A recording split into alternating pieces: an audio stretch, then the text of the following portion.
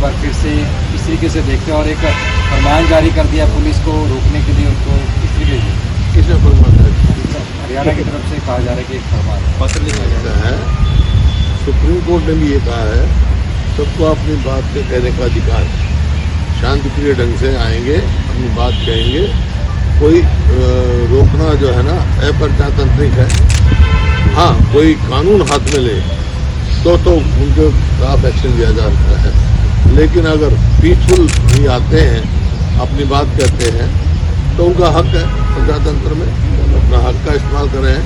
और सरकार को तुरंत चाहिए उनसे बातचीत करके इस चीज़ का समाधान निकाले, क्योंकि काफ़ी दिन पहले जब ये बात हुई थी एमएसपी की, एक कमेटी बनाई गई थी और किसानों को ये विश्वास दिलाया गया था भाई इस पर हम करेंगे, लेकिन कुछ किया नहीं सरकार ने।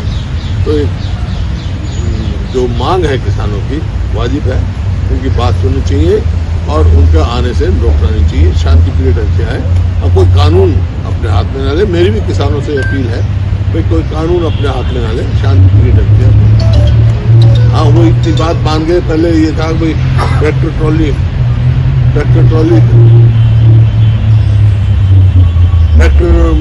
में नहीं आएंगे। उन्होंने कहा हम ट्रैक्टर ट्रॉली में नहीं आते, पैदल आ जाएंगे।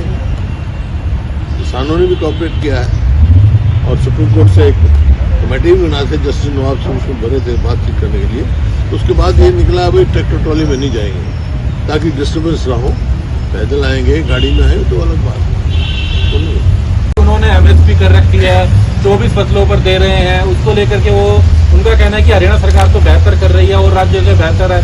आप उसको किस हरियाणा वालों से देखिए, पहले तो ये बताएं वो 24 फसल कौन सी है। अरे धान का एमएसपी नहीं मिलता। मुख्यमंत्री जी ने खुद कहा चुनाव के समय में मैं 3100 रुपये दूंगा। नहीं कहा तो आप बताओ। आपने अपनी टीवी पर अखबारों में छपा, अब क्या है, धान को क्या भाव मिला? धान के जो उसको एमएसपी भी नहीं मिल रहा।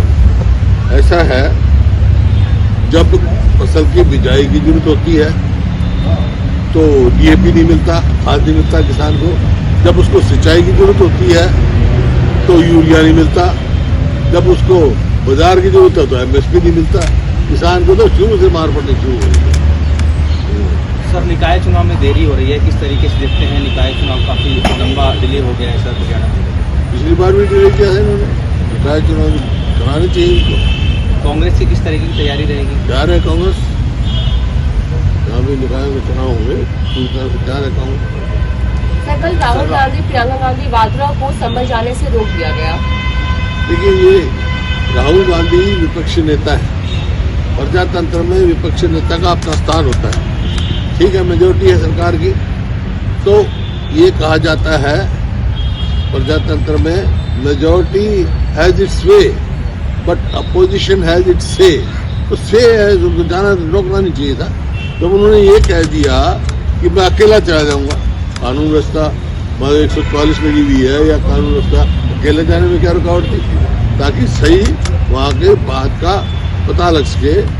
जो पीड़ित परिवार है उसे मिलने के लिए जा रहे थे, वो रोकना वाजिब नहीं है।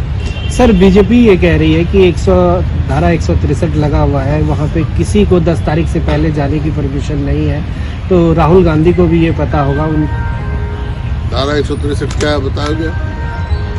क्या है ये धारा 163? 144 की है। तो 5 आदमी नहीं जा सको, कहते मैं अकेला जाऊंगा। उन्होंने कहा मैं अकेला जाऊंगा, फिर क्यों रोका गया उनको? धारा 163 पुरानी 144 है। सर, राज्यसभा के लिए हरियाणा में भी एक सीट है, 10 तारीख लास्ट है, 5 दिन बच रहे हैं। क्या कांग्रेस इस बार, हालांकि नंबर तो नहीं है, क्या उसको लेके कुछ प्लानिंग है आने वाले दिनों में, 5 दिनों के अंदर कुछ? नहीं, जब हमारा नंबर ही नहीं है तो कोई अभी तक तो कोई बात नहीं। तो लगता है फिर बीजेपी की राह आसान है।